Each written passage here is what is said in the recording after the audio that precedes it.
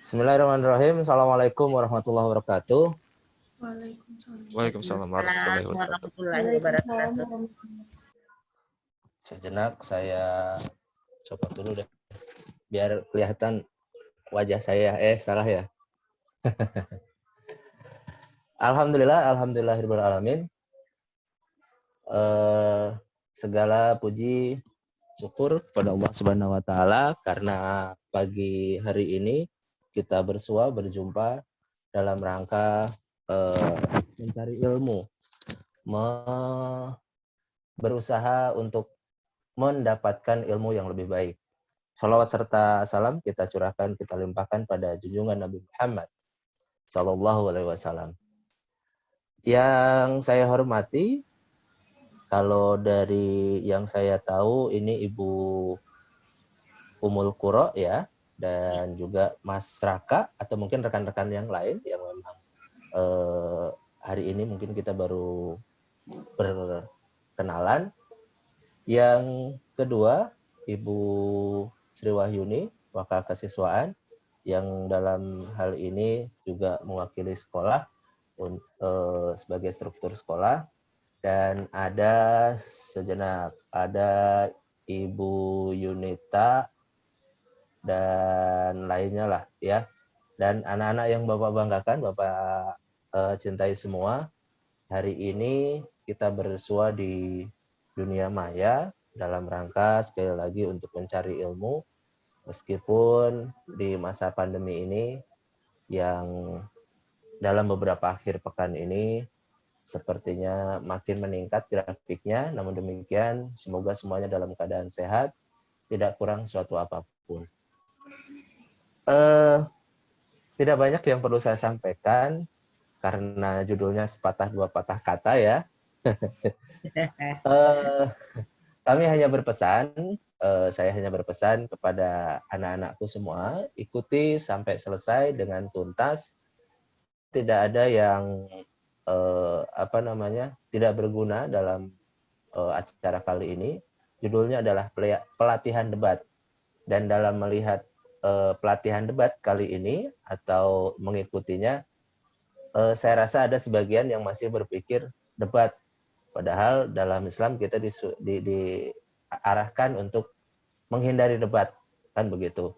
Namun debat di sini adalah dengan kita mempunyai ilmunya, artinya memahami apa yang kita debatkan. Nah, itu perlu dipelajari. Nah, hari ini kita akan belajar, dan ini kesempatan yang sangat baik sekali untuk kita semua dalam mengikuti acara ini. Dan alhamdulillah kita mendapat kesempatan, SMA Muhammadiyah Cilengsi mendapat kesempatan dalam hal ini untuk mendapatkan pelatihan ini.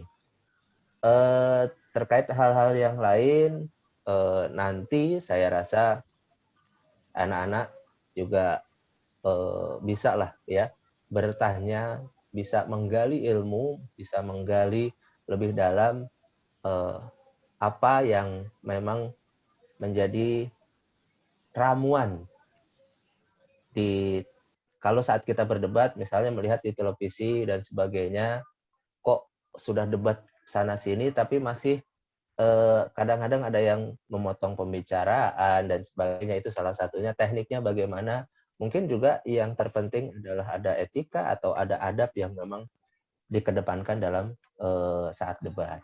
Mungkin seperti itu. Jadi Bapak rasa ikuti pelatihan hari ini dengan baik, ikuti dan mohon bimbingannya dari pihak kampus, dan juga mohon bantuannya Bu Yunita. Mungkin kalau saya nanti setelah selesai membuka ini izin undur diri dari room, bahwasanya memang ada beberapa hal yang harus saya kerjakan.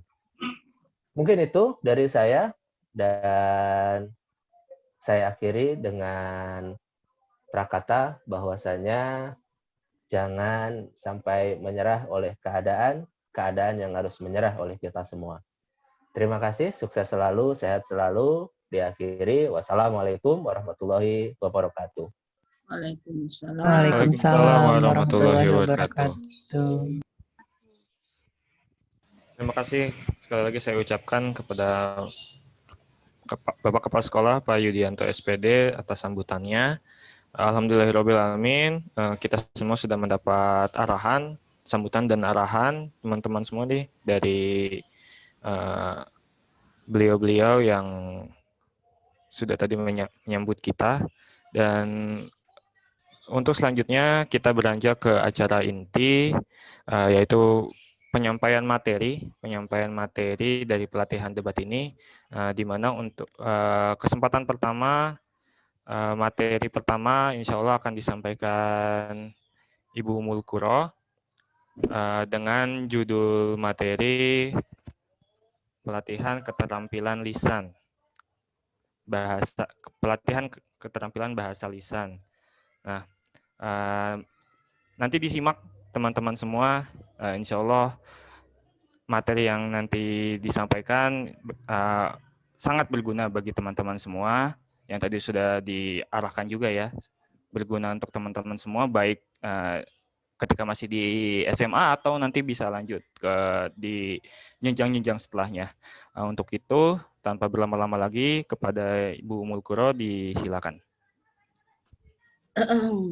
Terima kasih banyak kepada moderator. Bismillahirrahmanirrahim. Assalamualaikum warahmatullahi wabarakatuh. Ini mohon maaf kesempatan yang kedua kalinya. Terima kasih yang terhormat tadi Bapak Kepala Sekolah, Ibu Wakil Kepala Sekolah dan Guru Bahasa Indonesia, serta anakku yang kami sayangi dan kami banggakan. Bunda akan menyampaikan sedikit materi tentang debat. Tapi saya memulai dari awal, yaitu tentang keterampilan berbahasa. Karena berbahasa itu, belajar tentang bahasa itu sebenarnya ada dua intinya, yaitu kebahasaan dan keterampilan berbahasa. Kalau kebahasaan yaitu menyangkut masalah tata bahasanya, mengenai linguistiknya, fonologi, morfologi, sintaksisnya. Anakku semua, mudah-mudahan bisa dipahami ya Nak ya. Kemudian yang kedua adalah keterampilan berbahasa. Keterampilan berbahasa itu adalah terbagi 4, keterampilan menyimak, berbicara, membaca, dan mendengarkan. Nah, yang Bunda akan memberikan sedikit pemahaman, pengertian, pengetahuan tentang keterampilan berbahasa yang kita akan lakukan, yang kita akan latih adalah keterampilan berbicara. Keterampilan berbicara. Nah, di dalam keterampilan berbicara ini, banyak hal yang perlu diperhatikan karena ada yang dimaksud dengan berbicara formal dan berbicara non formal. Kalau berbicara non formal, apakah itu bagus atau tidak? Bagus juga, ya. Berbicara formal lebih-lebih, yaitu memberikan identitas kepada kita. Anakku yang berbahagia sudah SMA, insya Allah nanti kalau berbicara, memahami tentang berbicara, insya Allah memberikan tanda kepada Ananda sebagai masyarakat ilmiah yang berpendidikan. Karena sudah SMA nak ya. Berbicara yang kita akan pahami adalah tentang debat.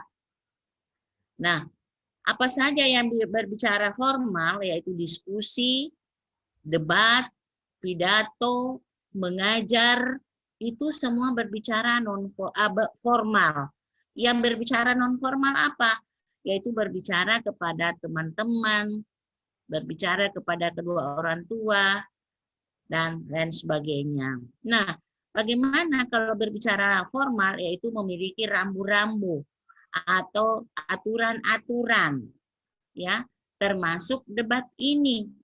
Kalau tadi kepala sekolah mengatakan kita umat Islam itu tidak bagus kita berdebat, sebenarnya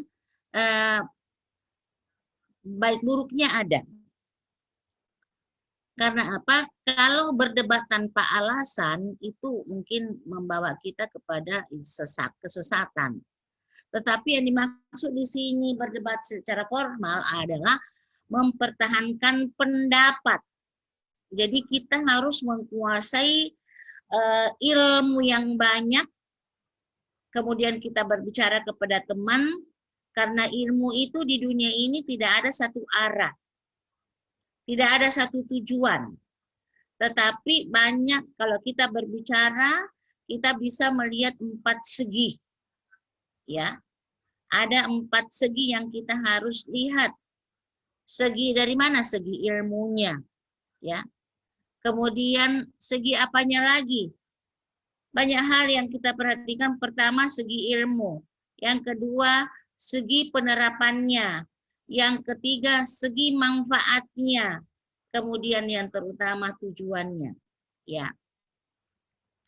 Apa saja? Yaitu kalau kita berdebat, harus kita memiliki pengetahuan yang dalam tentang apa yang akan kita bicarakan. Ya.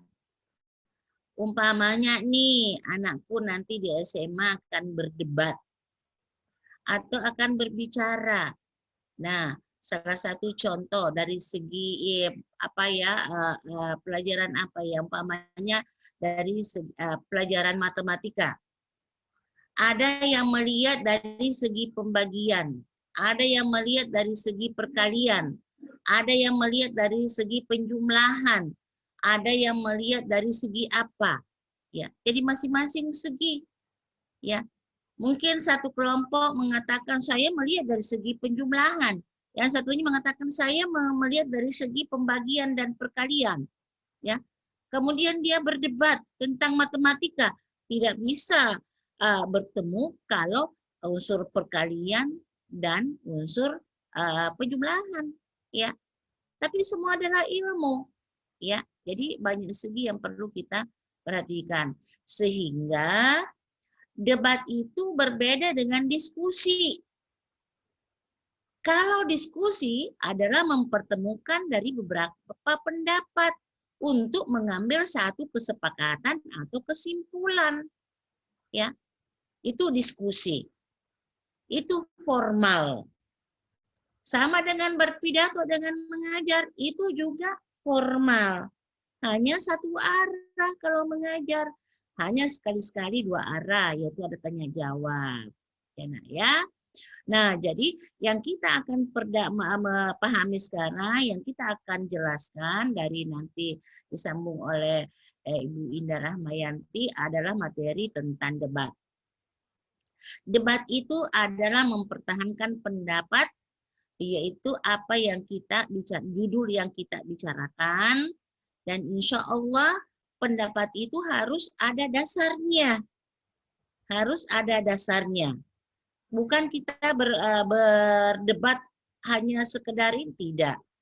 Tetapi kita mempertahankan, kita berdebat untuk membicarakan satu judul, tapi melihat dari berbagai segi, sehingga tidak dapat mengambil satu kesimpulan karena masing-masing segi dilihat, ya. Tapi harus kuat, harus jelas, ya. Jadi anakku nanti yang akan berdebat ya tahu ada moderatornya, ada apanya yang harus mengambil mengatur jalannya pembicaraan, karena ini masalah berbicara, bahasa lisan, ya, sehingga nanti pendapat-pendapat dari berdebat itu semuanya bisa dianggap memenuhi kriteria, atau dengan kata lain ilmu yang disampaikan itu benar-benar ada dasarnya dan memang belum bisa disimpulkan. Ya, bukan disepakati tapi disimpulkan. Enak ya. Jadi saya hanya pesan diskusi dan debat dua-duanya adalah berbicara secara formal, membicarakan pendapat, hanya diskusi mengambil satu kesimpulan, sedangkan debat tidak ada kesimpulan. Mungkin hanya itu yang bisa saya sampaikan. Kurang lebihnya saya mohon maaf. Billahi taufiq wal hidayah. Assalamualaikum warahmatullahi wabarakatuh. Saya kembalikan kepada moderator dan kepada Nak Indah. Silakan, terima kasih. Dan mungkin Nak Indah saya bisa mohon diri dulu ya. Terima kasih. Siap, Bunda. Terima kasih banyak. Silahkan, Raka. Baik, terima kasih sekali lagi kepada Bu Umul Quro atas arahan ya terhadap materi-materi yang akan kita sampaikan yang akan kita pahami hari ini. Sekali lagi ini terkait dengan debat ini bukan hanya berdebat tapi kita bertukar pikiran di sini dan masih banyak lagi nantinya, dan di sini kita juga bisa belajar untuk berbicara dalam dua arah. Oke. Untuk materi selanjutnya akan disampaikan oleh Bu Indah Rahmayanti dengan judul materi keterampilan berbicara. Nah, ini dasar dalam semua hal-hal yang berbicara seperti pidato, debat, dan keterampilan lainnya. Jadi nanti teman-teman bisa disimak ya. Oke, kepada Bu Indah Rahmayanti, tempat dan waktu saya silakan. Iya, terima kasih Kak Raka. Ya, saya tegur dulu nih adik-adik ya. Assalamualaikum warahmatullahi wabarakatuh. Waalaikumsalam. Warahmatullahi wabarakatuh. Alhamdulillah, semangat semua ya, semangat belajar, semangat untuk berprestasi walau tetap ada di rumah. Oke, adik-adik, untuk langsung mengefektifkan waktu, saya akan menjelaskan materi sebelum ranahnya spesifik ke arah debat. Oke, saya share screen langsung ya. Nah, ini keterampilan berbicara. Apa sih yang namanya keterampilan berbicara? Keterampilan adalah sebuah hal yang kita perlu ada di luar dari pengetahuan umum. Berbicara itu tentu saja dilakukan dengan indera yang kita gunakan pada saat ini nih. Nah, apa sih lebih spesifiknya? Kita lihat ya.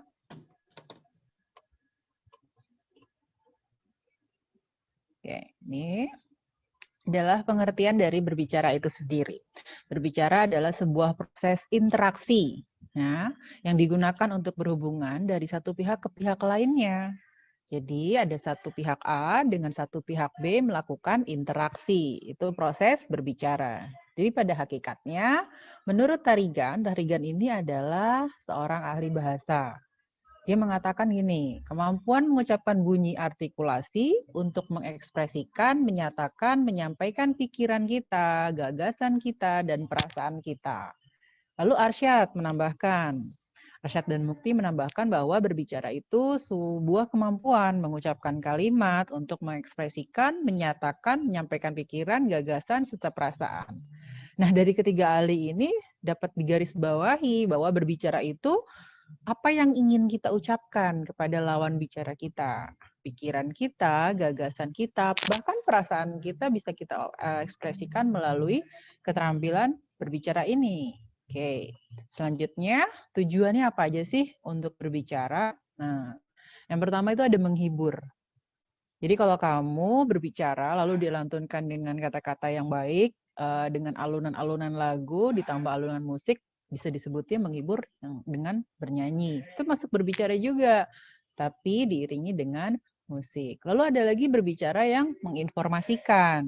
Nah, seperti apa sih Bu kalau berbicara menginformasikan? Berbicara menginformasikan itu memberitahu sesuatu pada seseorang. Misalnya gini, misalnya Syahnas mengatakan kepada Ika, Ika kemarin itu Bu Yunita mengatakan bahwa kita harus mengerjakan pelajaran di halaman 11. Nah, itu kan berarti dia memberitahukan kepada Ika atau kepada temannya atau menginformasikan. Nah, seperti itu. Itu bahasa kita berbicara untuk menginformasikan. Lalu untuk menstimulus, memberi dorongan informasi untuk mendapatkan respon. Nah, dari berbicara itu ada respon balik. Dari siapa? Kayak tadi pada saat diinformasikan, lalu yang penerima lawan bicaranya memberikan respon balik dari informasi yang disampaikan. Itulah yang disebut dengan menstimulus. Lalu berbicara untuk meyakinkan, seperti orang ceramah, orang berkhotbah. Nah, itu berbicara untuk meyakinkan. Meyakinkan siapa? Audiennya. Audien adalah orang yang mendengarkan pada saat kita berbicara. Jadi kalau saya sekarang berbicara, audiensnya itu adik-adik semua ini. Nah, seperti itu. Lalu untuk menggerakkan, melakukan instruksi atau perintah, bisa juga berupa pertanyaan. Jadi kalau saya berkatakan misalnya berbicara seperti ini, oke adik-adik, setelah dari acara ini, kalian nanti harus bisa membuat sebuah forum debat. Nah, itu semacam menginstruksikan atau memerintah. Dengan pertanyaan, misalnya kalau pertanyaannya seperti ini, pada saat selesai materi, kalian memberikan pertanyaan, misalnya kepada Karaka, debat apa saja yang pernah kakak laksanakan selama ini. Nah, seperti itu berbicara juga untuk menggerakkan. Tadi ya, 5 tujuan ini. Oke, sikap mental dalam berbicara. Apa sih yang namanya sikap mental dalam berbicara itu sendiri? Sikap dulu nih, satu-satu kita bahas ya. Sikap itu perasaan kita, pikiran kita, kecenderungan seseorang yang kurang lebih bersifat permanen.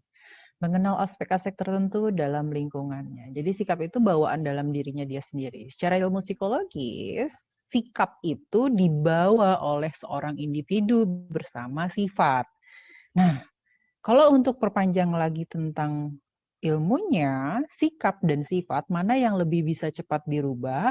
Yang lebih bisa cepat dirubah adalah sikap dibanding sifat. Sifat biasanya berubah hanya 1-2 kali, lalu akan kembali lagi kepada sifat awal. Tapi kalau sikap itu bisa dirubah.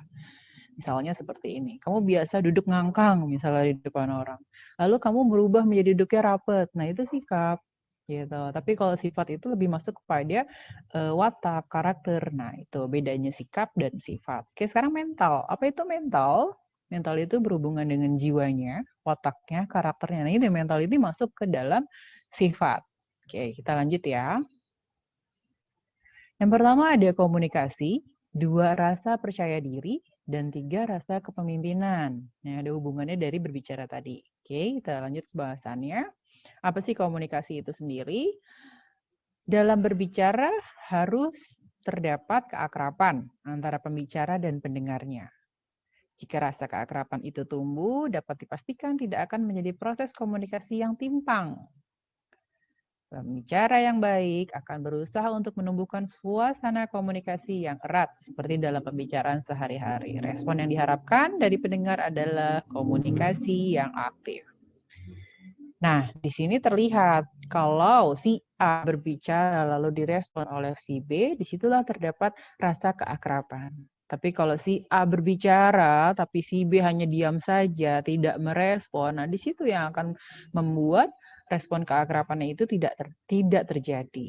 Nah, pernah nggak nih adik-adik di sini berbicara lalu dicuekin? Nah, itu yang disebut dengan keakraban yang tidak terjadi. Oke, langsung ada percaya diri. Seorang pembicara harus memiliki rasa percaya diri yang tinggi. Rasa percaya diri ini akan menghilangkan keraguan, sehingga pembicara akan merasa yakin dengan apa yang disampaikan. Nah, percaya diri itu terlihat dari apa sih? Bisa dari gaya bahasanya, dari penyampaiannya. Dia yakin nggak dengan apa yang dia bicarakan? Dia bisa tidak menatap semua nih audiensnya. Nah, itu terlihat percaya diri atau tidak. Nah, contohnya seperti kamu melihat saya sebagai seorang pembicara. Kamu melihat saya percaya diri atau tidak? Kalau saya diam seperti ini, lalu kaku, lalu seperti ini, saja diam. Nah, itu percaya dirinya tidak ada. Nah, kalau kalian mungkin pada saat tatap muka langsung di kelas, rasa percaya dirinya bisa dibilang mungkin 60%. Tapi giliran tatap virtual, rasa percaya dirinya naik 70-80%. Kenapa nggak ngelihat langsung orangnya? Nah, bisa jadi seperti itu, bisa. Jadi berbicaranya lebih loss, berbicaranya lebih keluar pada saat tatap virtual dibandingkan tatap muka. Nah, itu ada beberapa faktor yang mempengaruhinya. Ya, oke, kita lanjutkan lagi nih. Ada rasa kepemimpinan. Nah, Aminuddin mengungkapkan bahwa rasa kepemimpinan yang berhubungan dengan kegiatan berbicara adalah rasa percaya diri dari pembicara bahwa dirinya mampu mengatur, menguasai, menjalin suasana akrab dengan pendengarnya, serta mampu menyampaikan gagasan-gagasan dengan baik. Pembicara yang memiliki kemampuan dan mental kepemimpinan akan mampu mengatur dan mengarahkan pendengar agar berkonsentrasi terhadap pokok pembicaraan yang dibahas. Jadi bisa dikatakan rasa kepemimpinan ini harus ada pada seorang leader. Tahu leader kan ya? Leader adalah seorang pemimpin. Nah, di situ dia harus bisa mengarahkan. Dia percaya diri dulu nih dengan dirinya sendiri. Lalu dia harus bisa mengarahkan, menguasai dalam bentuk pembicaraannya itu, harus bisa membentuk lingkup keakraban dari pendengar-pendengarnya. Jadi pada saat pendengar-pendengarnya mendengar dia berbicara, dia harus bisa pendengarnya itu harus bisa merasakan, oh akrab ya. Oh, dia menguasai materinya ya. Nah, seperti itu. Jadi sikap mental inilah yang mengarahkan pendengar dapat berkonsentrasi dengan baik terhadap pokok pembicaraan dari si pembicaranya. Nah, di sini akan terjadi simbiosis mutualisme. Apa sih simbiosis mutualisme itu? Saling bermanfaat, saling memberikan kebermanfaatan antara pembicaranya dengan pendengarnya. Pembicaranya bisa mengungkapkan apa yang dibicarakan dan pendengarnya mampu menangkap apa yang dibicarakan oleh pembicaranya. Seperti itu. Nah, selesai. Coba adik-adik nanti langsung saja ke materi debat agar efektif waktunya. Nah, baru nanti setelah itu tanya jawab gitu ya. Jadi tanya jawabnya disimpan dulu nih sampai ke materi terakhir di Paraka ya. Oke, saya berikan kembali kepada Paraka, dipersilahkan untuk menyampaikan materi debatnya. Assalamualaikum warahmatullahi wabarakatuh. Waalaikumsalam. Waalaikumsalam warahmatullahi wabarakatuh. Gimana tadi teman-teman semua tentang keterampilan berbicara secara dasarnya, dari mulai pengertiannya, apa itu berbicara, dan sebenarnya apa saja sih berbicara yang mungkin selama ini kita nggak nyadar kalau itu termasuk keterampilan berbicara ya. Bahkan untuk ngobrol sehari-hari pun itu termasuk dalam keterampilan berbicara, ya kan ya.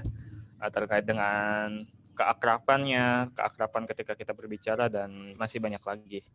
Nah, tadi sudah disampaikan kalau jika ada pertanyaan nantinya terkait bagaimana berbicara dari dasarnya, teman-teman bisa keep dulu, tahan dulu pertanyaannya, nanti akan kita diskusikan sama-sama setelah materi yang selanjutnya. Oke, materi selanjutnya kita langsung ke materi inti, yaitu bagaimana itu berdebat. Nah, insya Allah juga dia sampaikan langsung oleh saya sendiri.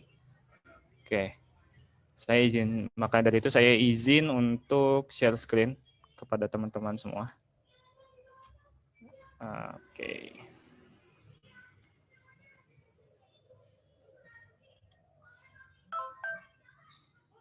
Oke, teman-teman sudah terlihat ya?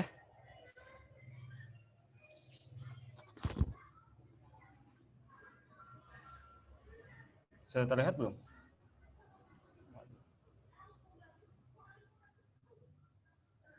Sudah, Kak.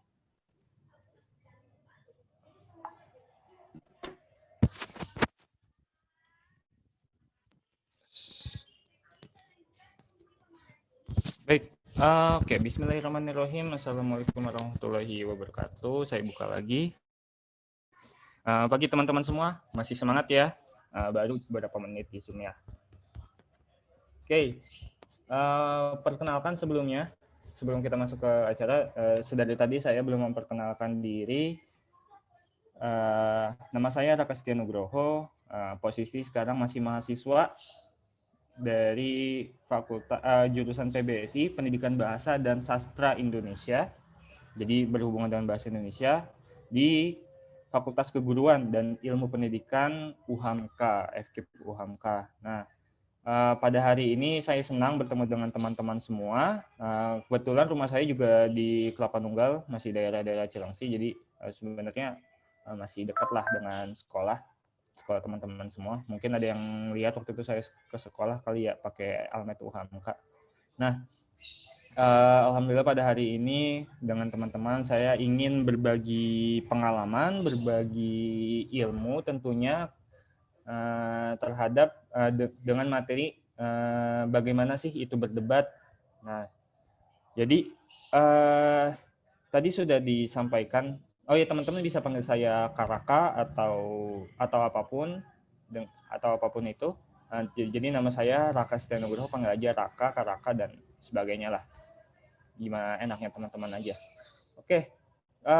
Tadi yang sudah saya bilang, saya ingin berbagi sharing-sharing pengalaman, sharing-sharing pengetahuan dengan teman-teman semua terkait dengan kompetisi debat. Nah, jadi sudah di highlight sebenarnya sebenarnya tadi oleh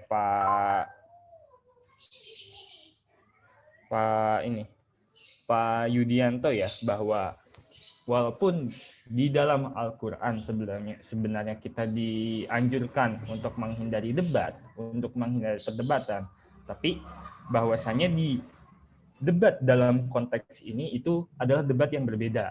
Nah, makanya kenapa saya kasih judul di sini mari berdebat, bukan hanya sekedar berbicara, tapi kita juga bisa bertukar pikiran. Nah, jadi memang tujuan utama ataupun goals dari berdebat dalam konteks ini adalah kita bertukar pikiran, kita bertukar pendapat, kita bertukar ilmu, agar ketika kita bertemu dengan sebuah permasalahan, nah permasalahan itu bisa kita pandang atau kita bisa lihat dari berbagai sudut pandang, berbagai kepentingan, berbagai baik buruknya seperti apa. Nah, maka dari itu saya harap teman-teman semua di sini juga bisa lebih terbuka, dan nanti kita aktif. Saya harapkan teman-teman bisa aktif. Kalau untuk materi ini, ketika ada yang ingin ditanyakan langsung saja ditanyakan. Dan nantinya juga kalau ada yang teman-teman kurang paham, segera nanti disampaikan agar kita bahas lebih dalam lagi. Oke, jadi itu, mari berdebat. Tidak hanya sekedar berbicara, tapi mari bertukar pikiran. Oke. Tadi dosen saya Bu Umul Kuro dan Kak Indah Ramayanti dan saya sendiri merupakan bagian dari FKIP UHAMKA dan PBSI UHAMKA. Nah, saya sendiri masih semester 6 di sini dan kebetulan sudah ikut beberapa kali kompetisi debat, dan kemarin juga baru sekitar bulan April itu mengadakan sebagai panitia dari kompetisi debat mahasiswa memang. Baik. Apa sih itu debat? Oke, sebelumnya saya ingin tanyakan ke teman-teman semua. Ada yang sudah pernah ikut kompetisi debat atau belum? Kira-kira dari teman-teman nih, ada yang sudah pernah ikut kompetisi debat belum? Debat siswa yang diadakan oleh sekolah mungkin, atau dari lainnya? Pernah, Kak. Siapa itu yang berbicara? Muhammad Naufal ya? Ikut debat di mana, Naufal? Lomba cuma di sekolah sih, Kak, antar siswa gitu. Oh, jadi Semanci udah ini ya, sudah pernah mengadakan? Belum. Oh, belum. Berarti waktu itu diadakan di mana? SMP. Oh, di SMP. Oke, baik. Debat antar siswa ya? Iya. Oke. Jadi, kalau boleh saya tanya nih ke Naufal. Naufal bener ya? Ketutupan namanya. Ya, apa Kak sih itu debat? Itu semacam kayak kita berbicara, tapi kita tuh sambil memusatkan pada pendapat kita gitu. Kayak sama berpegang teguh gitu. Sama apa sih pendapat kita gitu. Oke. Ada lagi? Nah, tadi yang Naufal bilang, kalau ketika kita berdebat, khususnya di kompetisi, berarti ya Naufal ya, itu bagaimana kita berpegang teguh terhadap argumen kita, terhadap pendapat kita agar tidak goyah. Nah, debat sendiri menurut KBBI itu diartikan sebagai pembahasan atau pertukaran pendapat mengenai sesuatu hal yang dengan saling memberikan alasan dan mempertahankan pendapat masing-masing. Itu kalau berdebat. Nah, tadi relate dengan apa yang disampaikan oleh Naval. Nah, debat juga bisa dimaknai sebagai sebuah kegiatan untuk bertukar pendapat, memperjelas sesuatu sehingga menciptakan sebuah interaksi atau saling ngobrol atau saling bercakap ya, untuk menghasilkan sebuah pandangan dari suatu masalah yang dapat dilihat dari berbagai sudut pandang. Nah, itu yang mungkin tadi sudah saya di depan saya sampaikan. Jadi memang kalau untuk secara kompetisi atau ketika kita berlomba debat, itu memang kita harus mempertahankan pendapat kita agar kita juga menang gitu. Nah, tapi debat di luar atau di luar kompetisi itu mungkin bisa lebih diartikan untuk kita bertukar pendapat nih. Kita kalau ketemu masalah kita bisa nanya-nanya ke orang, kita menyampaikan, kalau menurut gue enaknya kayak gini. Kenapa kayak gini? Karena ada ini. Ada alasannya. Nah, itu kalau debat secara di luar kompetisi ya. Jadi jangan seringkali orang menilai debat itu adalah sesuatu hal yang negatif, berarti tidak ada kesesuaian antar individu ya, antar individu dalam berpendapat. Justru dengan berbedanya pendapat ini lebih banyak lagi solusi yang mungkin nanti didapat ketika kita menemui sebuah masalah. Jadi memang biasanya ketika kita berdebat ini, kenapa sih kita berdebat? Biasanya karena kita menemukan sebuah masalah yang mungkin kita kurang hafal atau kita nggak tahu atau kita perlu pandangan lainnya. Nah, itu dari berdebat. Nah, kalau dalam jenisnya sendiri, debat itu ada dua. Ada kompetisi, teman-teman bisa lihat di gambar kanan, ada kompetisi, dan ada debat parlementer. Nah, tujuannya berbeda nih. Walaupun kadang implementasinya atau pelaksananya serupa. Kalau kompetisi yang tadi sudah mungkin teman-teman punya pengalaman, Naval tadi punya pengalaman ya dalam berdebat, itu adalah kita mempertahankan argumen. Jadi gambaran besarnya kita diberikan sebuah permasalahan, suatu mosi masalah. Kita pertahankan argumen dan kita harus memenangkan argumen kita tersebut dengan memberikan alasan-alasan agar ya tadi tim kita menang. Nah, berbeda hal dengan di parlementer. Nah, di parlementer ini contohnya apa nih? Kayak debat di DPR atau di parlemen lain ya, di DPR, DPRD, MPR, itu sama. Pasti mereka dalam mengolah atau menciptakan sebuah undang-undang misalnya itu mereka ada diskusi dulu dan ada perdebatannya dulu. Berbagai partai politik akan menyampaikan pandangannya, dari fraksi-fraksinya, dari komisi-komisinya akan saling memberikan masukan-masukannya. Nah, tujuannya adalah menciptakan kalau parlementer ya, menciptakan sebuah kesepakatan bersama, ya sama dengan berdiskusi dan bermusyawarah sebenarnya ya. Dan karena debatnya juga ada di dalam diskusi dan musyawarah tersebut. Nah, jadi itu kalau untuk parlementer untuk menyepakati suatu hal, kalau untuk kompetisi sendiri ya untuk memenangkan tim kita dalam perdebatan. Itu ya. Nah, pasti teman-teman insya Allah sudah paham lah kalau membayangkan gimana sih debat-debat di DPR. Mungkin teman-teman juga sering lihat di YouTube ya, dan kompetisi debat mungkin kalau yang teman-teman sudah pernah ikut atau mungkin sudah lihat juga di YouTube seperti apa. Debat kompetisi lainnya juga teman-teman sebenarnya bisa lihat pada debat kandidat. Nah, ini debat kandidat presiden, gubernur yang sering ditayangkan di TV ya. Mungkin beberapa tahun lalu teman-teman lihat di TV. Nah, itu juga termasuknya ke dalam kompetisi, bagaimana seorang calon presiden dan wakil presidennya itu memberikan gambaran apa yang ingin mereka buat, bagaimana nanti mereka bekerja agar mereka dipilih, agar mereka menang nantinya. Nah, itu untuk kompetisi. Oke. Sampai sini masih paham? Atau sudah ada yang ingin tanyakan?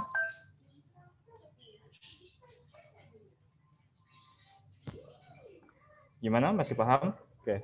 Kalau gitu kita lanjut dulu ya.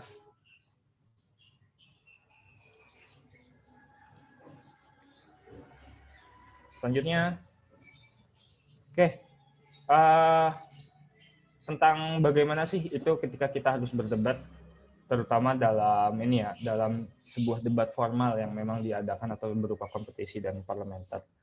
Nah, yang pertama itu tentu kita itu dituntut sebenarnya dalam debat ini untuk berpikir secara kritis. Berpikir secara kritis, kalau teman-teman, kayaknya berpikir kritis berat banget.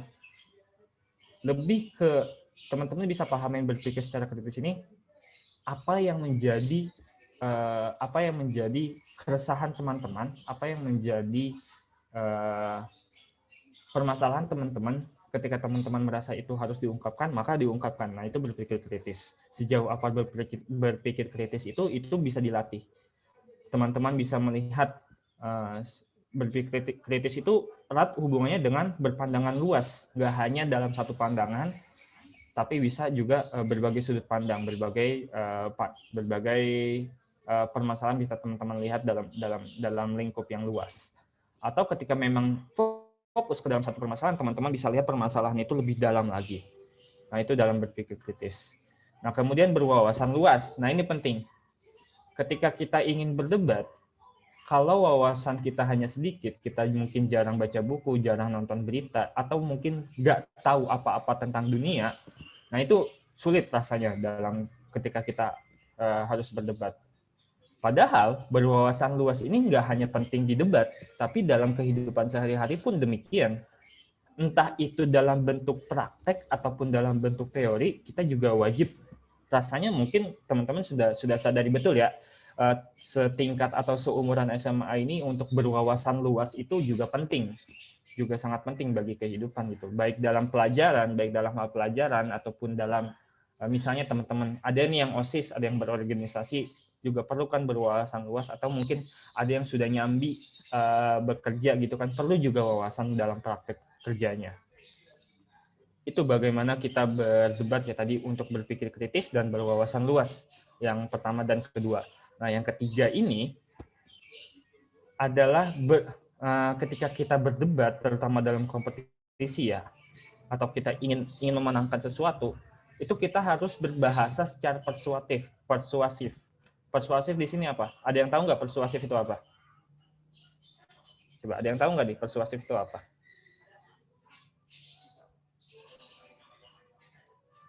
Di pelajaran bahasa Indonesia pasti sudah pernah dengar persuasif dan argumentatif? Ada? Coba kira-kira kalau saya panggil Estika di sini yang ada di layar saya, tahu nggak nih persuasif itu apa? Membujuk secara halus, seperti Membujuk ajakan. secara halus. Ajakan. Oke. Kalau menurut, terima kasih Estika. Kalau menurut Almadea, kira-kira apa nih persuasif?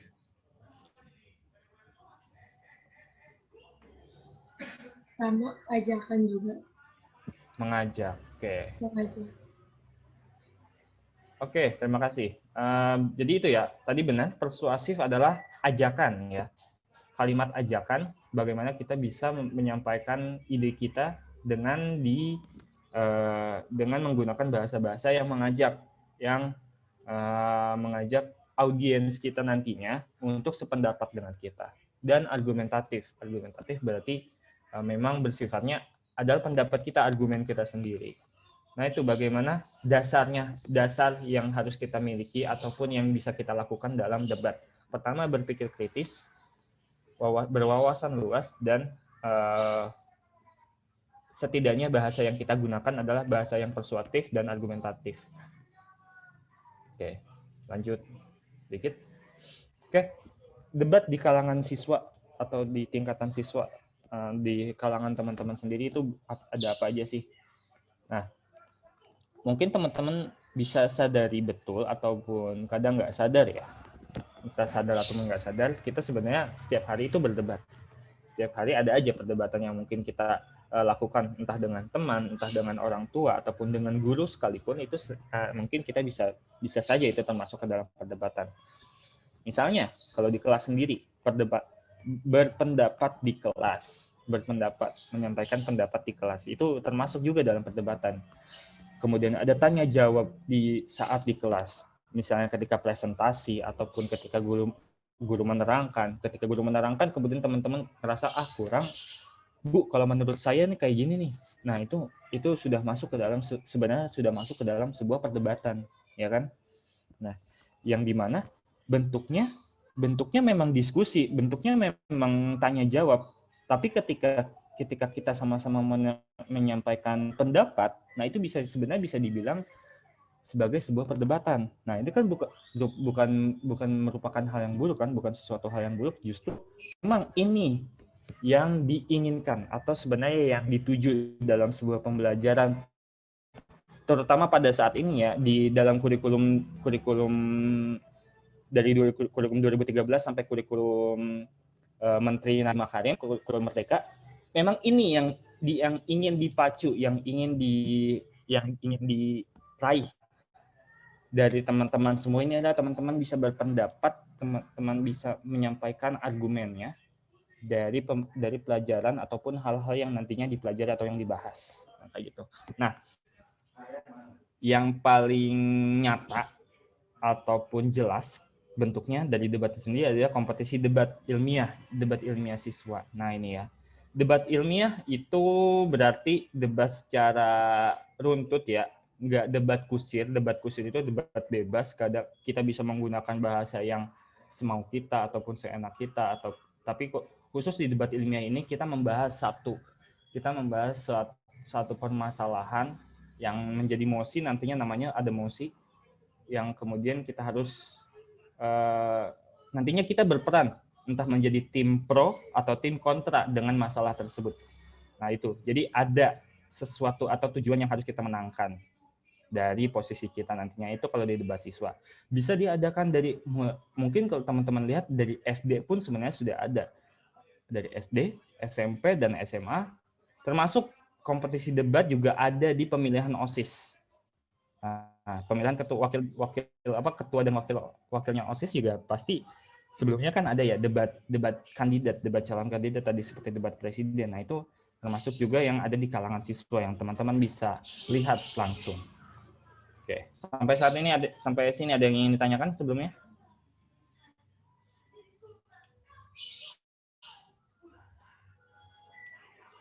Nggak ada? Oke, kita lanjut.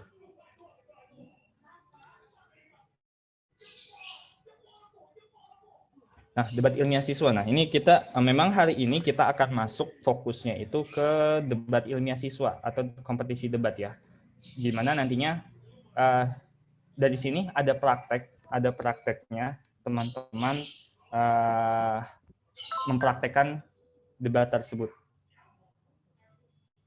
Teman-teman mempraktekkan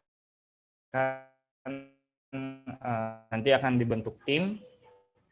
Teman-teman nanti silakan membentuk tim 1 tim 3 orang yang nantinya.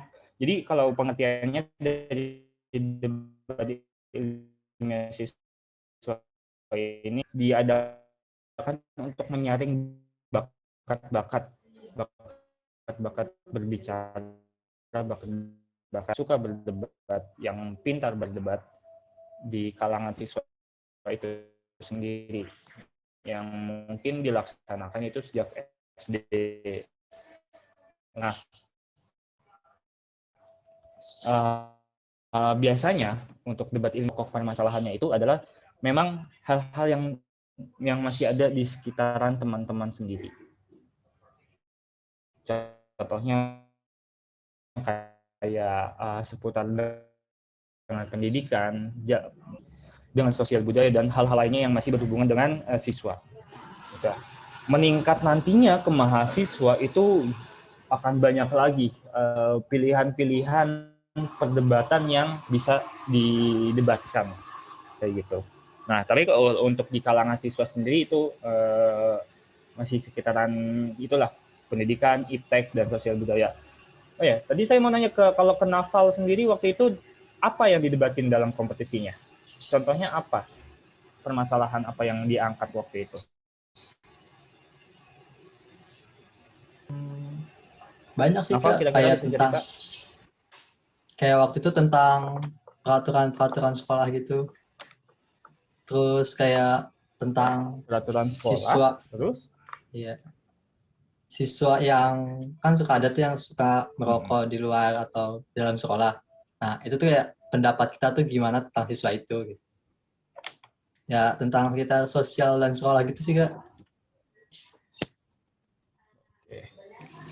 Berarti relate ya tadi terkait dengan pendidikannya, termasuk dengan proses pengajaran tadi ya, tentang aturan-aturan tersebut juga sebenarnya termasuk dengan pendidikan, bagaimana cara sekolah mendidik, benar ya?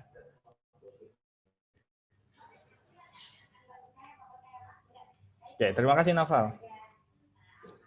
Mungkin ada lagi yang Iya, punya pengalaman debat, ada yang ada yang OSIS nggak yang pernah nyalonin jadi OSIS di sini? Ada nggak? Ada nggak nih? Yang kalau nggak salah sekarang yang ini teman-teman kelas 11 kan ya? Yang sekarang lagi jadi panitia MPLS. Benar ya? Ya. Mungkin teman-teman pernah lihat ya kakak-kakak sebelumnya ketika berdebat kandidat OSIS ya. Itu yang dibahas pasti kan tentang peraturan sekolah, tadi benar kata Naval, peraturan sekolah tentang sosial budaya siswanya yang ada di sekolah tersebut juga bisa menjadi sebuah pembahasan dari debat itu sendiri. Lanjut. Oke, gimana sih itu debat? Nah, kalau dari kompetisinya sendiri nih teman-teman bisa diperhatikan di sini karena nanti akan langsung bersangkutan dengan apa yang kita praktekkan ya. Gimana sih itu debat di sini, terutama di Indonesia ya. Di Indonesia dalam sebuah kompetisi sendiri itu biasanya ada 3 format. Dalam perdebatan secara internasional itu sebenarnya banyak format, banyak bentuk dalam perdebatan. Tapi khususnya di Indonesia yang biasanya dipakai itu ada 2 dari 3. Ada 2 atau 3 ya. Yang pertama itu ada, yang pertama itu ada Parlemen Asia, yang kedua itu ada Parlemen Inggris atau British Parliamenter. Ada Asian Parliamenter, ada British Parliamenter. Dan ketiga sebenarnya ada Australian Parliamenter, tapi Australia Parliamenter itu sebenarnya mirip-mirip dengan Asia.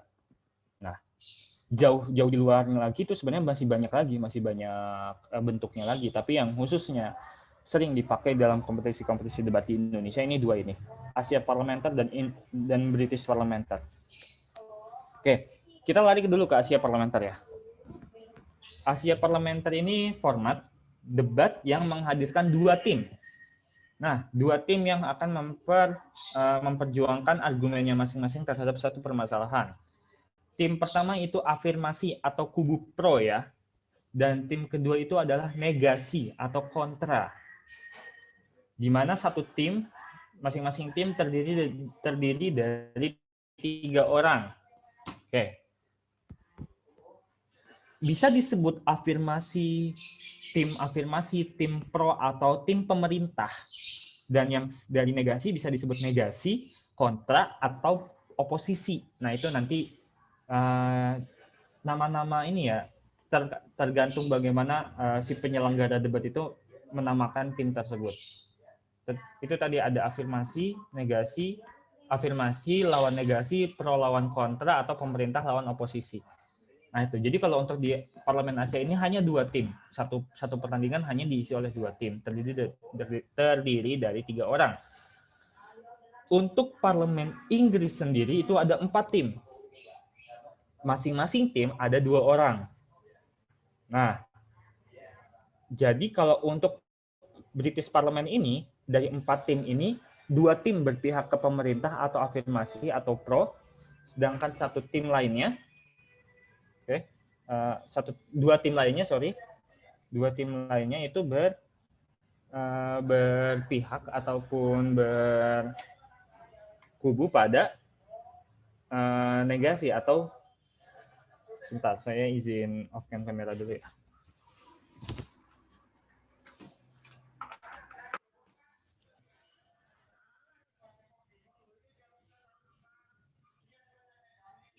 Jadi ada 2 tim ke pemerintah, ada 2 tim ke oposisi.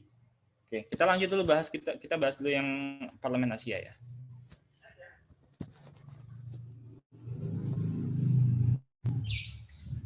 Oke. Teman-teman, saya izin stop dulu share screen-nya, saya mau ngecek baterai saya dulu ya. Kayaknya nggak masuk ini kan.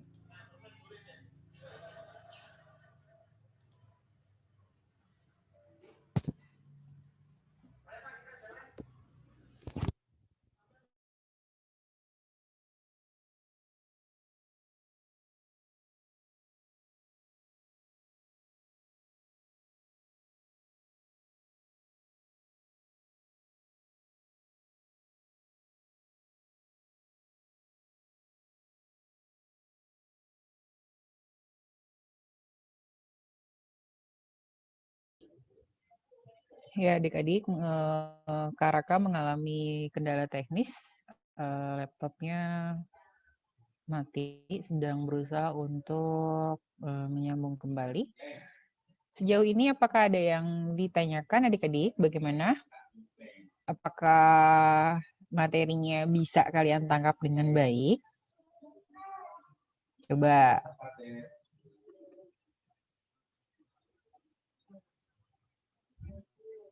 Coba sekarang saya mau bertanya nih kepada Aulia Amalina. Aulia, gimana Aulia menanggapi dari pembicara 1, 2, dan 3? Menurut Aulia bagaimana? Tanggapan dari pembicara terlebih dahulu deh, sebelum ke pertanyaan materinya. Silakan Aulia Amalina.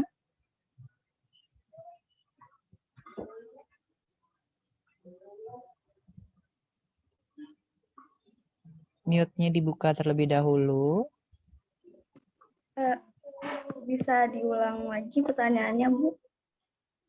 Ya, pertanyaannya adalah bagaimana menurut kamu sebagai responsif pendengarnya atau audiensnya dari pembicara 1, 2, dan 3 tadi? Apa yang bisa kamu dapatkan dari pembicara 1, 2, dan 3? Coba.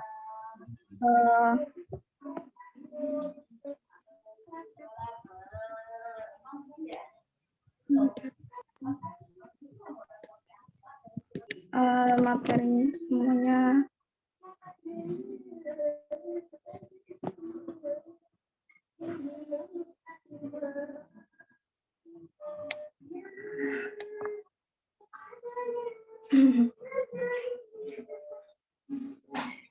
Aulia bisa menangkap dengan baik respon dari pembicara 1, 2, dan 3 tentang berbicara keterampilan bahasa lisan, tentang bagaimana sikap mental dalam berbicara, dan yang tadi terakhir Pak Kak Raka menjelaskan tentang debatnya secara spesifik. Aulia bisa menangkap itu? Menurut Aulia bagaimana pembicaranya? menurut aku semuanya kayak ngejelasinnya kan terperinci, jadi kita benar-benar paham gitu. Sampai sini aku paham sih kayak gimana cara berbicara gitu kan, aturan-aturan apa aja, terus jenis-jenisnya, tujuan gitu tuh. Buat pembicaranya juga. Ya. Oke. Pembicaranya juga? Pembicaranya juga enak. Cepat.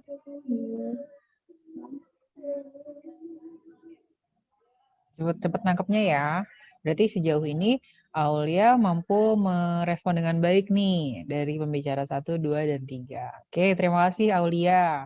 Berikutnya saya mau bertanya nih kepada Rifki. Ki, apakah sudah pernah melaksanakan debat sebelumnya, Rifki? Udah, Bu. Udah pernah. Udah, di mana? Di SMP. Pada saat SMP ya. Oke, berarti Rifki paling tidak sudah punya dasar-dasar tentang debat, tentang pelaksanaan debat. Oke, terus yang menjadi pertanyaannya adalah apa sih yang Rifki dapatkan hal baru dari pemateri 1, 2, dan 3 yang belum pernah Rifki dapatkan? Apa yang hal baru yang baru Rifki dapatkan di sini? Apa Rifki? Apa ya?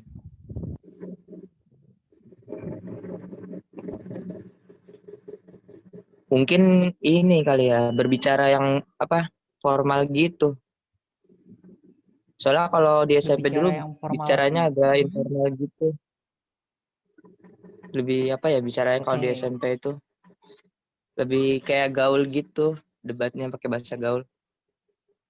Oke, debatnya pakai bahasa sehari-hari ya, pakai bahasa gaul, pakai bahasa yang kalian gunakan antara teman dengan teman gitu ya. Nah, ternyata ada debat yang bentuknya adalah ranah formal. Bagaimana mengucapkannya dalam bahasa baku dan bagaimana menyusun kalimatnya menjadi kalimat yang dengan bahasa Indonesia yang baik dan benar gitu ya, Rifki?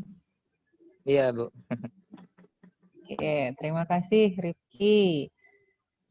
Berikutnya saya mau bertanya ke Safika. Safika.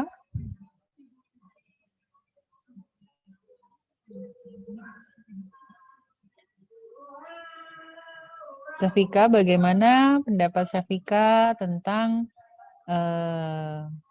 materi debat yang diberikan oleh Kak Raka?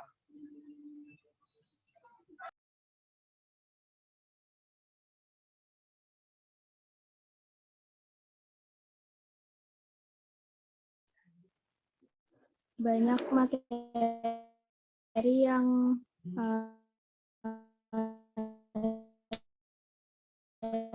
belum pernah saya, jadi kan Asia sama yang British gitu.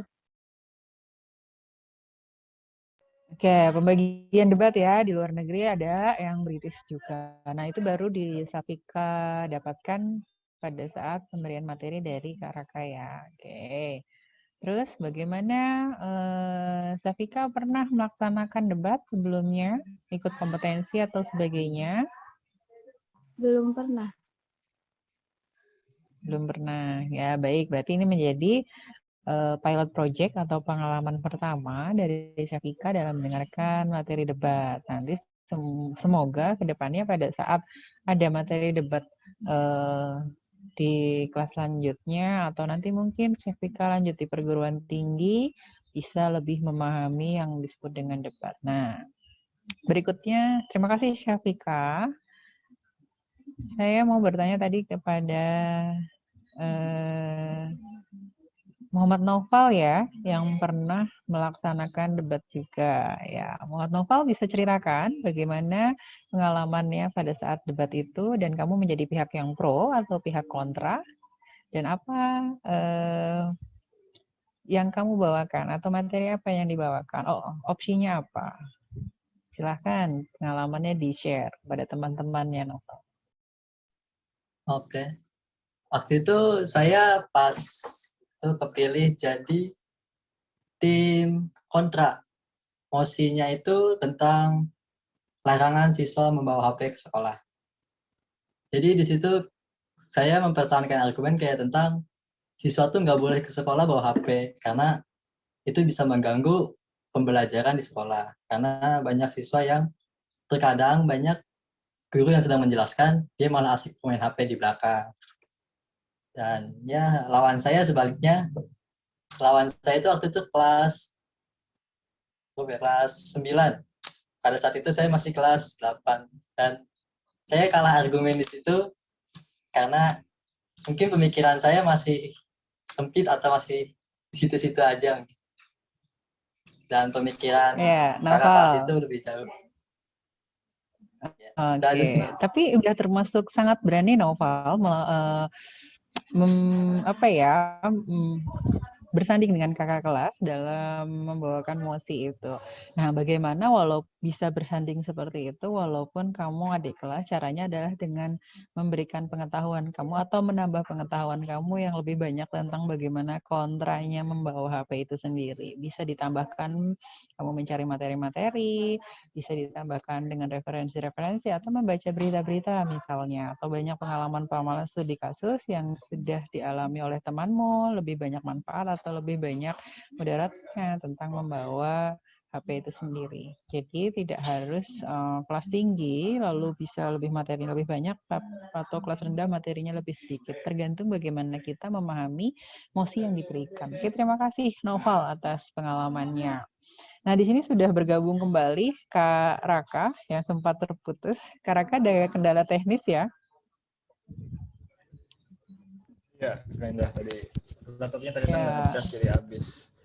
Oke, memang kalau tatap virtual itu banyak sekali kendala teknis yang berupa entah kuota, entah sinyal, entah gadgetnya, seperti itu. Oke, untuk efektif waktunya, silahkan kembali Kak Raka untuk materinya. Silahkan Kak. Baik.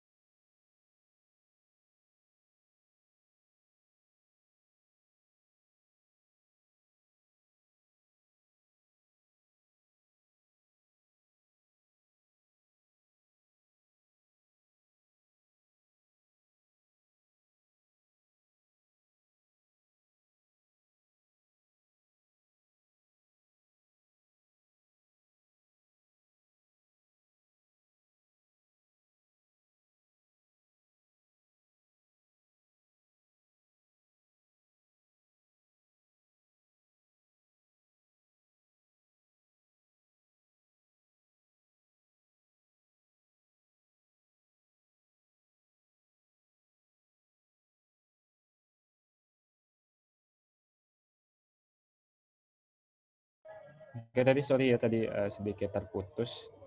Nah, ini kita lanjut. Tadi sampai membahas tentang Asia Parlementer ya.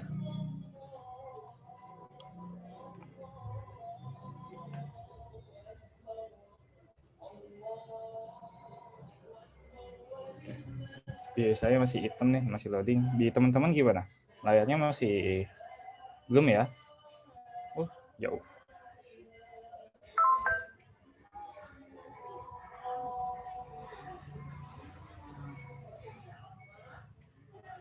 Nah, oke, ini kita lanjut ya. Kita fokus tadi ke Asia Parlementer.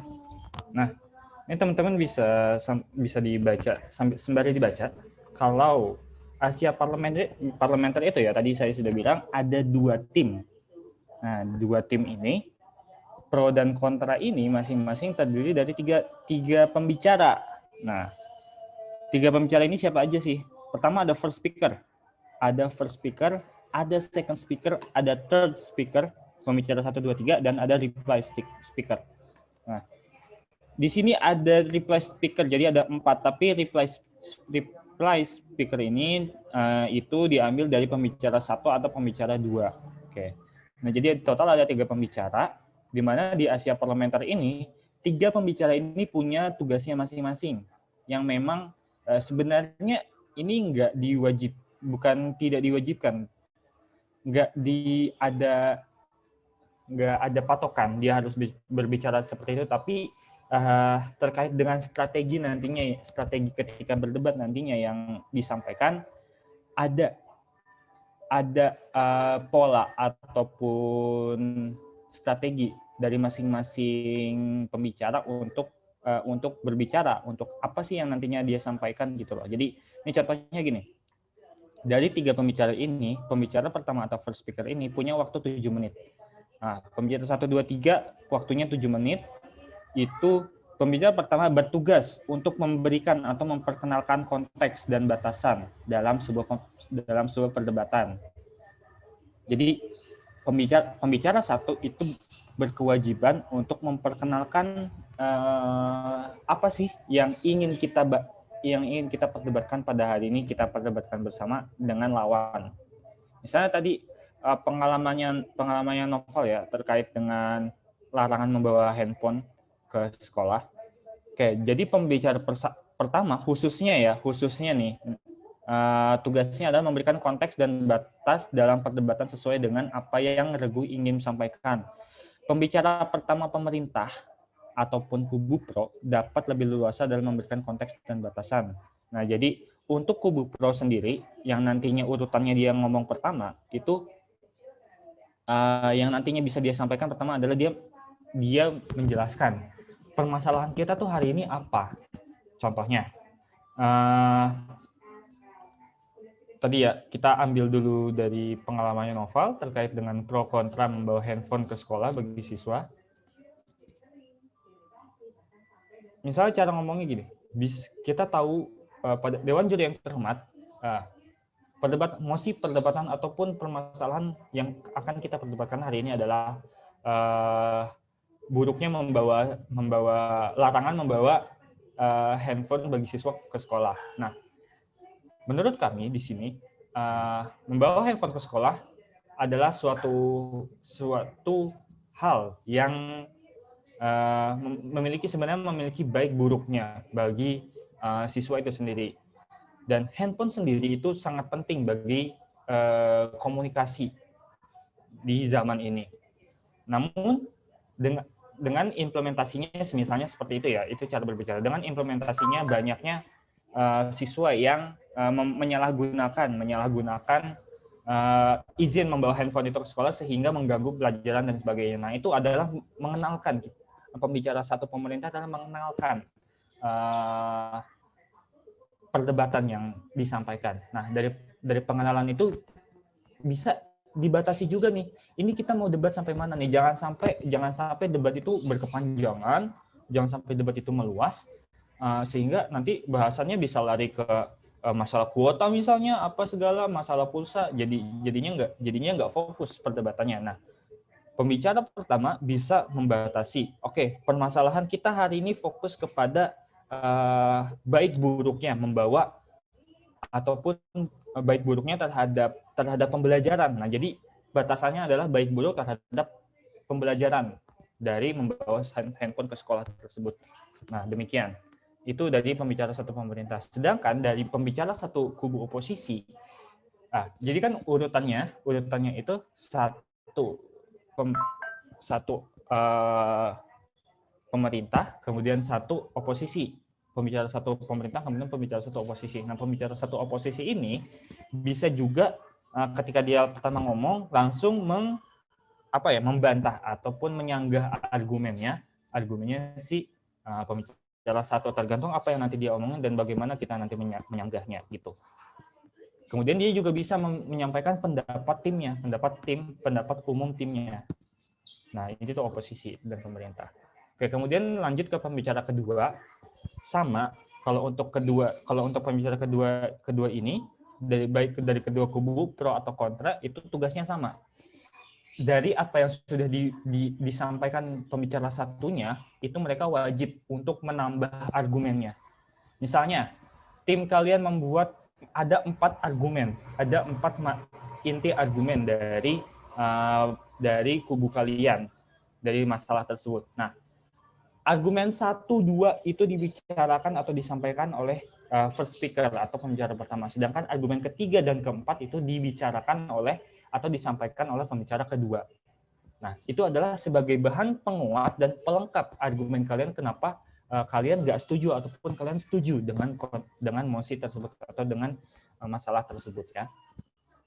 Begitu juga di oposisi sama. Jadi di oposisi setelah disampaikan oleh pembicara satu sebelumnya juga sama kayak di pemerintah. Itu. Nah, di pembicara 2 juga sebenarnya bisa juga langsung menyanggah apa yang dibicarakan oleh pembicara pertama. Di pihak yang berbeda ya, jangan. Nah, ini pentingnya kita nggak boleh nyanggah apa yang teman kita omongin. Itu jadi poin minus banget nanti buat kalau dalam perdebatan ya. Jadi kayak di dalam timnya aja kan nggak serasi gitu loh. Gimana mau lawan tim lawan gitu loh. Nah, jadi yang kita sanggah adalah argumen tim lawan gitu. Nah, itu tadi. Jadi intinya untuk pembicara kedua itu menambah argumen jika ada lagi dan kemudian memperkuat argumen tersebut. Juga bisa menyanggah ataupun menolak mosi argumen lawan. Nah, kemudian ada third speaker atau pembicara ketiga. Dari pembicara ketiga ini sebenarnya tugasnya itu enteng nggak enteng sih sebenarnya. Dia hanya meresum atau memberikan rangkuman dari apa yang disampaikan dari pembicara satu dan pembicara kedua. Dia memperkuat fakta dengan memperkuat argumen-argumen tadi misalnya. Jadi balik lagi ada 4 argumen yang tim kalian akan sampaikan. Argumen 1, 2 disampaikan oleh pembicara 1, argumen 2, ketiga dan keempat oleh pembicara kedua. Nah, pembicara ketiga itu jangan sampai memberikan argumen baru. Lebih baik dia memberikan data-data tambahan atau fakta-fakta tambahan untuk memperkuat 4 argumen tersebut. Tuh. Nah, jadi itu pembagian tugas secara umumnya ya, secara umum, strategi umumnya dari pembicara 1, 2 dan 3, baik dari tim pemerintah ataupun oposisi. Nah, dari pembicara ketiga juga dia tetap bisa menyanggah omongan dari pembicara sebelumnya. Nah, jadi ini poinnya di debat ini adalah memberikan argumen atau kita bisa menyanggah atau kita bisa mempertanyakan argumen dia ini salah, argumen dia ini kurang tepat, argumen lawan kita ini kurang tepat. Nah, itu strategi umumnya ya dalam berdebat yang nantinya mungkin teman-teman ketika teman-teman praktek ataupun teman-teman debat itu bisa dikembangkan lebih besar lagi atau lebih jauh lagi untuk memenangkan debat tersebut. Nah, kemudian replay speaker punya waktu 5 menit. Nah, ini tergantung penyelenggaranya atau tergantung panitianya. Replay speaker ini mau diambil dari pembicara keberapa. Biasanya itu replay speaker itu pembicara pertama atau kedua. Tapi bisa juga pembicara ketiga juga bisa jadi. Pembicara ketiga bisa juga jadi replay speaker ya. Nah, replay speaker ini tugasnya apa? Replay speaker ini adalah merangkum kembali. Kalau tadi ketiga itu merangkum secara kecil, nah kalau replay speaker ini harus merangkum argumen dari pertama si pembicara satu ngomong sampai ke pembicara ketiga. Yang kemudian biasanya ditutup dengan ini. Maka dengan ini kami selaku tim, misalnya tim pemerintah, sangat menyetujui bahwa siswa boleh membawa handphone ke sekolah. Nah, itu kayak kata-kata kemenangan istilahnya kayak gitu. Nah, coba dari tugas-tugasnya pembicara ada yang ingin ditanyakan nggak? Ada yang kurang jelas nggak?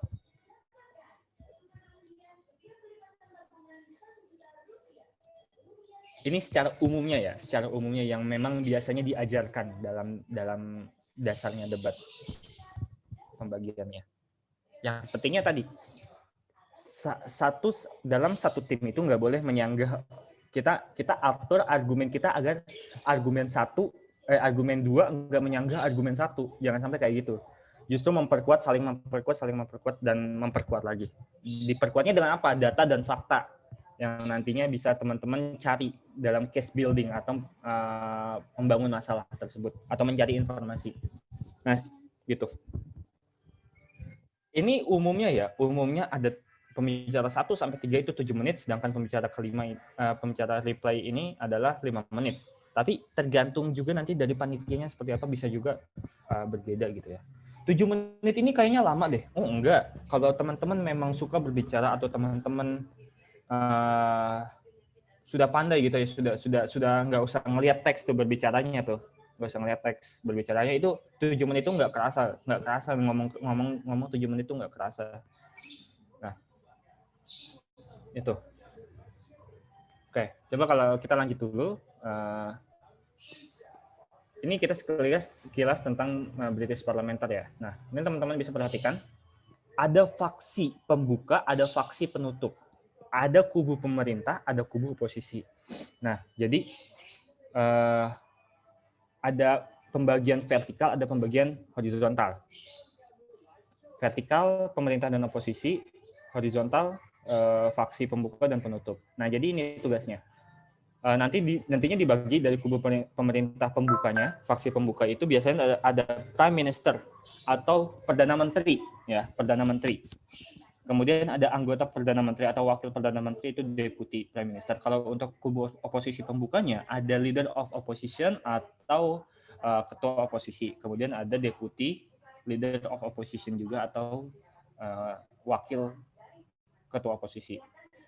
Dari faksi penutup, nah ini ada Member of Government atau kubu pemerintah, dan ada penguat pemerintah juga. Sama di oposisi penutup juga kayak gitu. Nah, ini ada penjelasannya untuk faksi pembuka atau opening faction itu terdiri dari 2 regu, baik dari pemerintah ataupun oposisi, yang disebut dengan top half. Nah, faksi pembuka ini bertugas untuk menyampaikan atau masing-masing dari kubu itu menyampaikan secara mendalam definisi dari pendalaman kasus tersebut. Mungkin kalau kita relate atau sambungkan dengan ASEAN Parliamentary, ini seperti tugasnya pembicara pertama ya, pembicara pertama. Nah, kemudian ada faksi penutup, itu berperan untuk membawakan data dan fakta tambahan untuk menguatkan definisi dari argumen yang sebelumnya disampaikan oleh faksi pembuka, baik dari pemerintah ataupun oposisi. Nah, itu sekilas dari British Parliamentary. Memang British Parliamentary ini dibanding dengan Asia itu lebih jarang digunakan ya. Tapi banyak juga sih yang dari semenjak kapan gitu ya, atau 2017, 2019 gitu saya lupa, itu sudah banyak kompetisi debat yang berani menggunakan British Parliamentary. Nah, kalau British Parliamentary itu sekilas. Jadi kita fokus memang hari ini kita fokusnya dalam praktik debat itu ke ASEAN Parliamentary ya. Tadi ada pembicara 1, 2, 3, jadi nanti teman-teman bikin satu tim itu 3 orang. Nah ini ya, ada penjelasan tambahan terkait dengan urutan ya. Urutannya, pembicara 1 pemerintah, kemudian pembicara 1 oposisi, pembicara 2 pemerintah, pembicara 2 oposisi, dan seterusnya. Khusus untuk reply speaker, yang berbicara duluan adalah oposisi dulu, baru pemerintah. Jadi itu bisa dilihat di bagian atas. Nah, 1 menit, 5 menit, 1 menit. Apa sih ini maksudnya, Kak? Oke, ini adalah waktu yang dimiliki oleh setiap pembicara dalam berbicara. Ada pembagiannya. Ada pembagian terkait dengan POI. POI itu apa? Interupsi. Nah, interupsi. Interupsi yang diberikan oleh lawan nantinya. Oke. Jadi gini. 1 menit pertama atau yang warna biru ini. Jadi kan ini totalnya ada 7 menit. Teman-teman bisa dilihat ini total ada 7 menit, 1 menit pertama, 5 menit, kemudian ada 1 menit lagi. Nah, 1 menit pertama atau sebagai pembuka itu adalah waktu di mana interupsi atau POI tersebut tidak boleh diberikan oleh lawan. Jadi 1 menit mulai ngomong di 1 menit dimulai ketika pembicara mulai menyampaikan pendapatnya. 1 menit nggak boleh diinterupsi, masuk dari menit ke-2 sampai menit ke-5, jadi waktunya ada 5 menit, itu si lawan boleh menginterupsi atau memberikan interupsi kepada lawannya. Nah, jadi gini, interupsi itu maksudnya apa? Dalam debat ini, terutama di Asia, ada interupsi yang berguna. Sebenarnya ini strategi untuk mengacaukan argumen lawan. untuk menyanggah secara langsung argumen lawan. Jadi sanggahan bisa disampaikan dalam interupsi atau ketika kesempatan kita memang berbicara. Nah, sanggahan berfungsi untuk mengutarakan pendapat yang berlawanan dengan argumen lawan.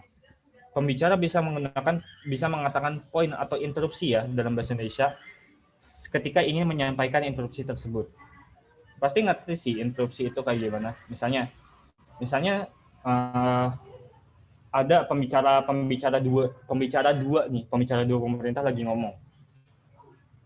Membawa handphone di sekolah dapat merusak konsentrasi dari siswa ketika di kelas karena siswa selalu main game. Siswa akan menggunakan handphone itu untuk main game dan menggunakan handphone itu untuk hal-hal sebenarnya yang tidak diperbolehkan di dalam kelas.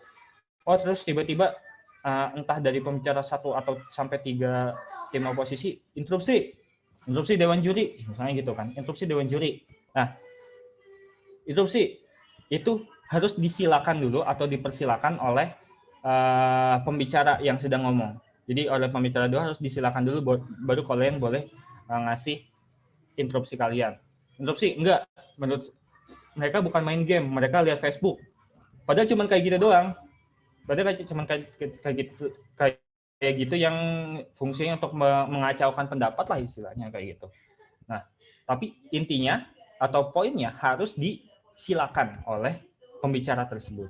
Jadi kalau misalnya kita langsung nyampaikan pendapat ataupun belum disilakan, ya itu nggak boleh. Itu nanti poin minus buat kita sama dewan juri. Nah gitu. Nah, dari si pembicara yang diinterupsi juga, misalnya tadi pembicara 2 diinterupsi, nah pembicara 2 ini atau second speaker ini, dia maksimal 3 kali boleh menolak. Jadi misalnya nih, interupsi, ditolaknya cuma cukup adep dia aja terus lambaikan tangan aja gitu, enggak. Nah, berarti dia boleh lanjut, kemudian misalnya diinterupsi lagi sampai 2 kali lagi, berarti kan ya sampai 2 kali lagi kalau tetap ditolak sampai 3 kali itu nggak apa-apa, tapi interupsi selanjutnya harus diterima. Jadi memang harus ada interupsi yang diterima. Nah, itu kuncinya. Ngerti ya untuk poin ini ya? Oke, sampai sini ada yang masih bingung nggak? Mungkin dari urutannya sampai ininya pembagian cara ngomongnya. Kalau yang udah pernah debat mungkin kebayang kali ya. Kira-kira gimana ya teman-teman yang masih bingung sama debat atau belum pernah ikut debat? Ya teman-teman kalau boleh ya tetap ini on kamera ya. Coba ada yang ingin tanyakan nggak nih?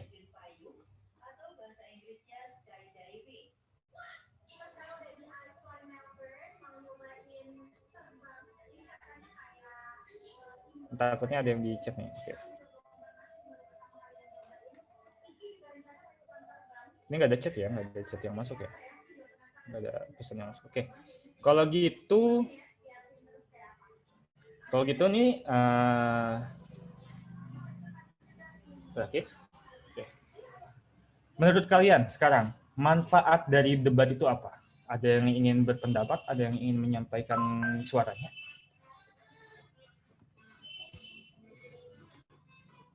Nah, sekarang terakhir nih. Manfaat dari debat itu sendiri apa menurut kalian? Mendapatkan pengetahuan baru. Nah, tadi siapa yang ngomong? Saya Kak. Ini di layar nggak full nih makanya. Novel ya? Iya. Mendapatkan pengetahuan baru. Kenapa? Karena kan misalkan saya sebagai tim ini deh oposisi dan lawan sebagai afirmasi. Ketika saya kalah debat tuh, jadi saya mendapatkan pengetahuan baru dari tim afirmasi tersebut. Gitu. Oke, ternyata begini loh. Gitu. Berarti bisa menambah pengetahuan ya, menambah wawasan juga sebenarnya. Ya benar ya. Oke, terima kasih Novel. Ada yang lain? Saya Kak. Boleh, sebutkan nama ya. Saya Carita Alia. Ya, silakan. Mampu melatih kemampuan berpikir cepat. Berpikir cepat. Kenapa bisa berpikir cepat? Karena saat misalnya tim dari oposisi nyampein pendapat, terus kita mau nyampein pendapat juga, itu kan kita harus nyesuaiin sama data, sama fakta yang kita punya kan, supaya bisa nyanggah. Ada lagi? Melatih berpikir kritis, Kak. Melatih berpikir kritis juga. Kenapa itu, Alia? Karena kan kalau lagi debat kita dituntut untuk sebisa mungkin mempertahankan argumen kita kan. Jadi ya kita akan berpikir kritis terhadap permasalahan itu gitu, Kak. Oke. Oke, terima kasih. Tadi ya sedikit nih tadi terkait dengan yang tadi disampaikan Calita, berpikir cepat untuk berbicara. Nah, ini poin plus dari kompetisi debat ini adalah dalam melatih keterampilan berbicara adalah kita dituntut untuk berpikir cepat, merangkai kata, menyampaikan informasi sesuai dengan apa yang ingin kita sampaikan gitu ya. Dibanding dengan pidato misalnya pidato ataupun keterampilan berbicara lainnya, menurut saya memang debat ini memiliki nilai plus yang jauh lebih bagus karena pertama kita kalau pidato biasanya teman-teman pakai teks itu, yang berarti apa yang teman-teman ingin bicarakan ya udah yang ada di teks itu. Tapi debat ini selain teman-teman bicarakan yang sudah teman-teman siapkan yang ada di buku mungkin ya atau catatan lainnya, tapi teman-teman juga harus siap-siap untuk oke, ini lawan bisa gua sanggah pakai kata-kata apa nih? Misalnya kayak gitu. Nah itu, berpikir cepat dalam bukan hanya memikirkan bagaimana cara mengalahkan lawan, tapi gimana cara kita berbicaranya juga itu juga harus kita siap-siap. Nah itu salah satu poin plus dari debat dibandingkan keterampilan berbicara lainnya. Oke, ada lagi?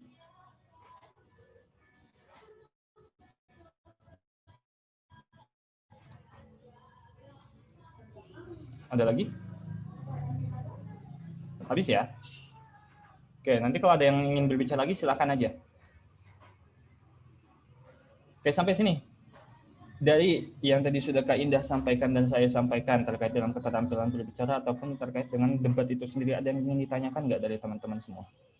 Silakan. Waktu dan tempat saya silakan kepada kita semua yang ingin berdiskusi.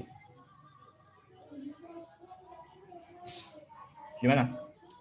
Kamu mau nanya?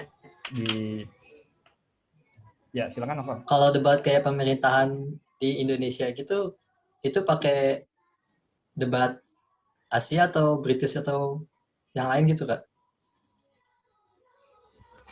Oke. Cukup? Cukup. Oke.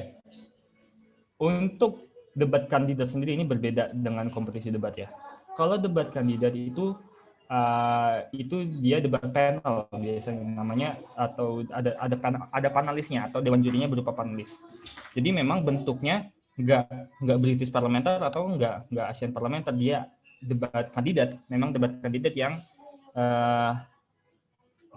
cara berdebatannya adalah pertama mungkin ya urutan yang saya hafal itu dia menyampaikan misalnya kita kan itu debat itu misalnya kita lihat presiden ya, kita lihat dari debat presiden ada sesi-sesinya, misalnya sesi 1 terkait dengan ekonomi dan apa gitu misalnya, terus di kedua ekonomi dan pembangunan misalnya, terus di kedua dengan sosial dan kemasyarakatan. Nah itu ada sesi-sesinya di mana di tahapan pertama itu masing-masing pasangan calon atau paslon menyampaikan apa pendapat dia, apa yang ingin dia buat di sub materi tersebut tentang ekonomi dan pembangunan misalnya kayak gitu. Itu dia sampaikan, kemudian cara perdebatannya yang kedua adalah ada tanya jawab dari panelis atau dewan juri. Nah, panelis ini juga adalah ahli di bidangnya. Nah, itu ada pertanyaan dari panelis yang disampaikan kepada kepada paslon 1 atau 2 misalnya kayak gitu ya. Dan yang selanjutnya adalah dalam satu sesi itu ya, penyampaian argumen, tanya jawab panelis, terus ada tanya jawab antar paslon. Nah, jadi misalnya paslon 1 nanya ke paslon 2, paslon 2 nanya ke paslon 1, atau nanti ada 3 paslon dan kayak gitulah istilahnya. Nah, itu kalau dalam debat kandidat itu seperti itu. Ada tambahan mungkin dari Kak Indah?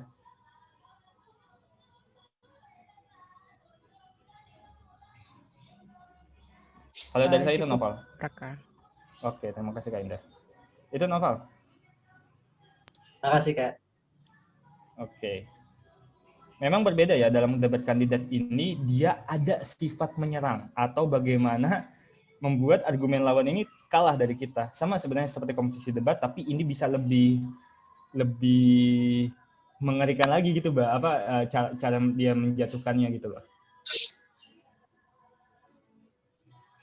Nah ini ya, ada satu poin yang tadi saya lupa sampaikan. Dalam berdebat tidak boleh kita menjatuhkan lawan secara personal. Sama dengan berpendapat seperti pada umumnya, kita nggak boleh menjawab, kita tidak boleh menjatuhkan secara personal, secara pribadi. Tapi yang kita jatuhkan atau yang kita debatkan adalah apa yang dia sampaikan. Jadi itu poinnya. Oke, ada yang ingin bertanya? Ibrahim Al-Ghifari sudah open mic. Ingin bertanya? Silakan.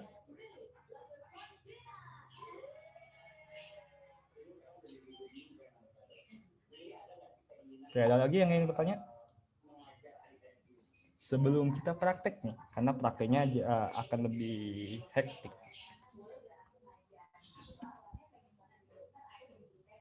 Ada lagi?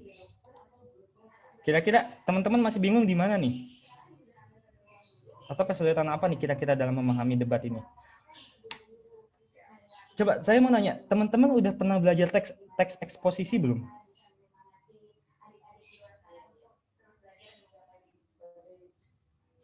Sudah pernah belajar belum teks eksposisi atau teks argumentasi? Pernah Kak di SMP.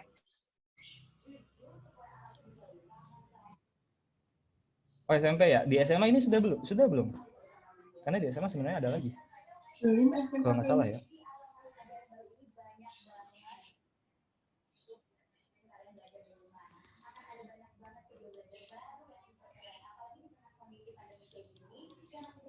Oh belum ya? Ini baru naik kelas 11 ya? Iya Kak. Benar ya? Jadi memang kalau dalam debat secara, oh iya benar berarti kelas 11 benar.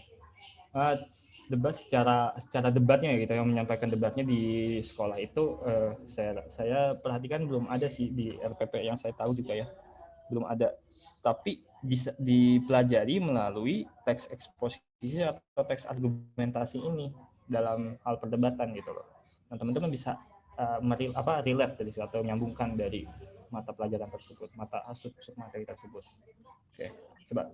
Tadi yang dari materinya Kak Indah ada yang ingin ditanyakan nggak? Kira-kira.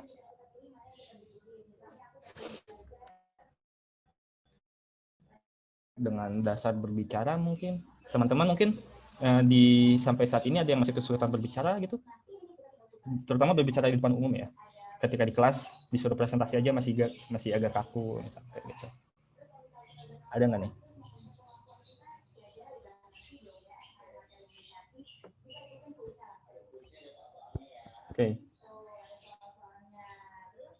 Oke, kalau nggak ada kita lanjut ya. Kita lanjut. Selanjutnya ini kalau nggak ada yang bisa ditanyakan, mungkin sekian materi yang bisa saya bawakan. Selanjutnya kita akan coba untuk mempraktekkan, untuk mengimplementasikan apa yang tadi sudah kita pelajari ya. Nah, ini saya tutup dulu. Oke. Terima kasih sebelumnya sudah menyimak materi saya, dan terima kasih kepada yang bertanya dan menyimak juga. Kurang lebihnya saya mohon maaf. Wassalamualaikum warahmatullahi wabarakatuh. Saya tutup dulu ya. Waalaikumsalam warahmatullahi wabarakatuh. Oke, ini selanjutnya kita langsung praktek aja ya Kak Indah ya. Iya, silahkan Kak Raka untuk efektif waktunya, silahkan langsung simulasi debatnya. Oke, kalau gitu